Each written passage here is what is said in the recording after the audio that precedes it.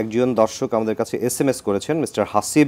তিনি আসলে জানতে চাইছেন এভাবে যে সিজার অপারেশন করার পরিবর্তে নর্মাল ভ্যাজাইনাল ডেলিভারি বা নর্মাল ডেলিভারি কতটুকু সুবিধাজনক এই বিষয়টি নিয়ে আলোচনা করতে চাইছেন। আমরাও একটু আপনার কাছে শুনতে চাই যে আমরা দেখছি যে অনেকেই নর্মাল ভ্যাজাইনাল ডেলিভারি করাতে চান, অনেকেই নর্মাল ডেলিভারি করা থাকে এবং পুরো পৃথিবীতেই আসলে নর্মাল ভ্যাজাইনাল ডেলিভারিকেই আমরা বেশি সাজেস্ট করে থাকি অসুবিধা ছাড়া।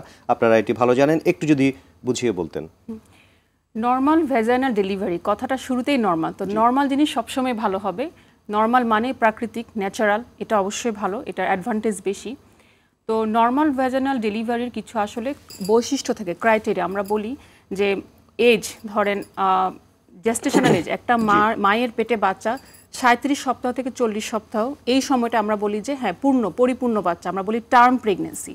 তো এর আগের প্রেগনেন্সিগুলা ধরেন 37 সপ্তাহের আগে, বিশেষ করে 32-এর আগে ডেলিভারিগুলো যদি নর্মালের চিন্তা করি তাহলে আসলে বাচ্চা অপরিণত হবে, এবং এই ধরনের দুর্বল বাচ্চা, ছোট বাচ্চাও ও কিন্তু নর্মাল ডেলিভারির যে স্ট্রেস, সেই স্ট্রেসটা সে নিতে পারে না, বাচ্চা খারাপ হয়ে যেতে পারে। আর নর্মাল ডেলিভারি আরেকটা ক্রাইটেরিয়া হচ্ছে বাচ্চার ওজনটা একটা অপটিমাম লেভেলে থাকতে হবে। আমরা বলি যে 2.5 থেকে 4 কেজি, যদিও 4 কেজিটা আসলে আমাদের স্টেচার, হ্যাঁ সেই হিসাবে একটু বেশি। তো 2.5 থেকে 3.5 কেজি পর্যন্ত ভালোই নর্মাল ডেলিভারি করা যায়। আর একটা হচ্ছে বাচ্চার মাথা নিচের দিকে থাকতে হবে, আমরা বলি যে কেফালিক প্রেজেন্টেশন। কিছু কিছু বাচ্চা থাকে যে মাথা উপরের দিকে থাকে, সেক্ষেত্রে আসলে নর্মাল ডেলিভারিটা অনেক বেশি ঝুঁকিপূর্ণ হয়ে যায়, কারণ ডেলিভারি প্রসেসে বাচ্চার মাথাটা যখন সবার শেষে আসে ওটা আটকা যেতে পারে। এবং এইসব অনেক ঘটনা ঘটেছে যে বাচ্চাও মারা গিয়েছে, মায়ের জীবনও ঝুঁকিতে পড়ে গিয়েছে।